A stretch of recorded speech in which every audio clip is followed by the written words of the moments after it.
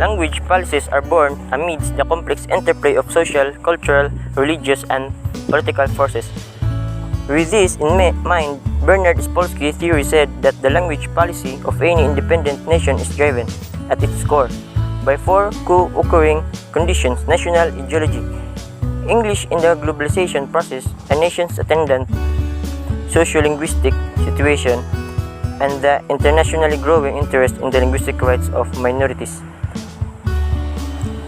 Spolsky's theory proposes that the language policies at the national level are driven by four common and coexisting forces: national ideology or claims of identity, the role of English as a global language, a nation's socio-linguistic situation, and an increasing interest in linguistic rights within the human and the civil right framework. National ideology and identity refer to the infrastructure of beliefs and principles relevant to a collective psyche that may manifest in language policy. For illustration, Spolsky reflects on northern African nations where post-colonial Arabization instituted Arabic as an official language on the primary of the QN in national and cultural identity. The role of English refers to what Spolsky calls the tidal wave of English that is moving into almost every socio-linguistic repertoire throughout the global language ecology.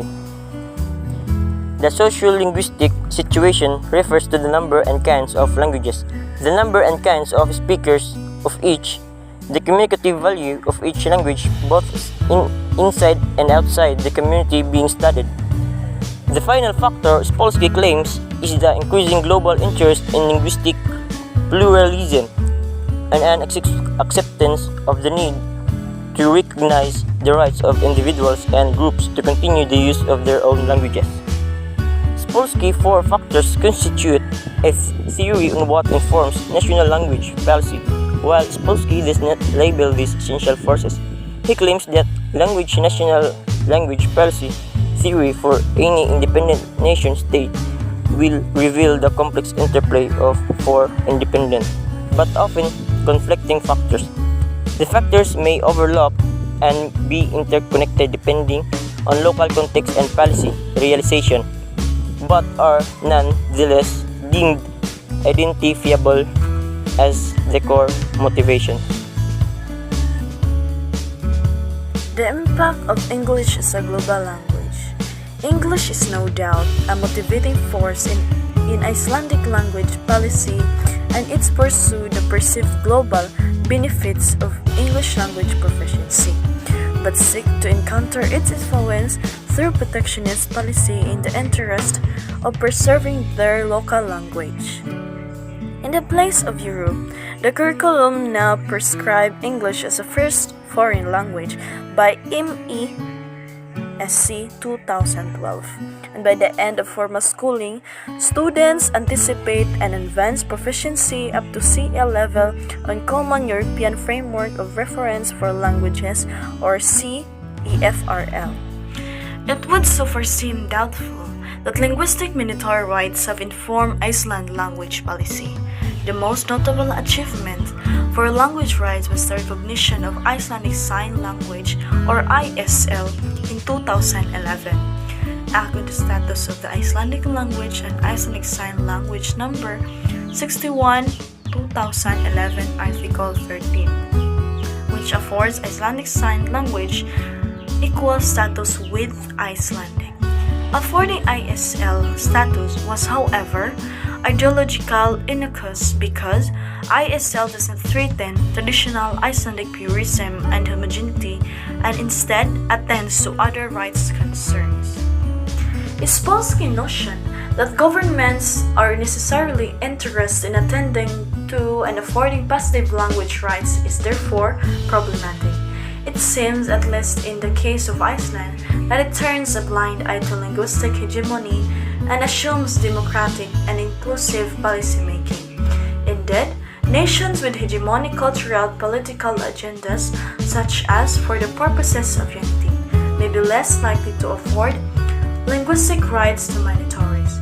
Spolsky, in 2004, himself has referred to Oman, Saudi Arabia, Portugal, and Turkey as example of monolingual countries with marginalized minority, which seemingly fall into a similar camp as Iceland.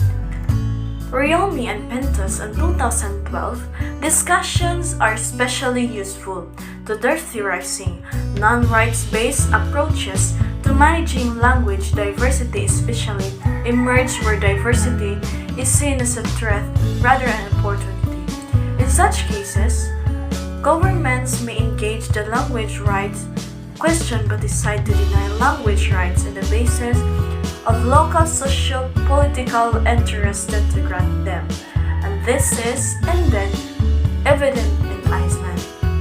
Therefore, the question under Spolsky's framework of how language rights is informed national language policy has assumed a positive interest in linguistic rights which is not universally default position.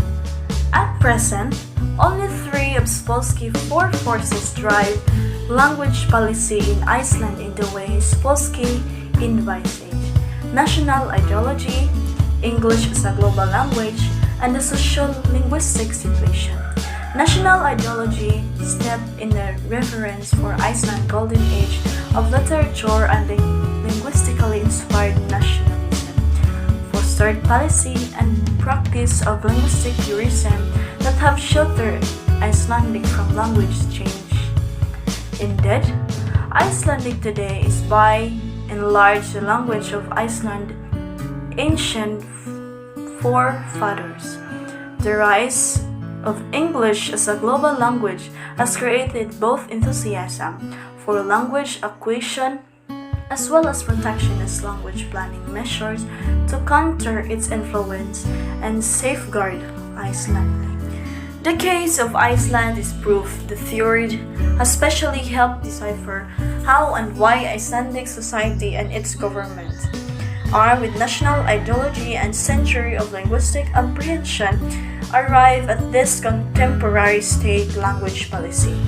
For this reason, the Spolsky national language policy theory may be more successfully applied to explain national level language management to the exclusion of language beliefs and language practices, which otherwise constitute his full conceptualization of language policy, but manifest differently in the many layers of the language policy onion.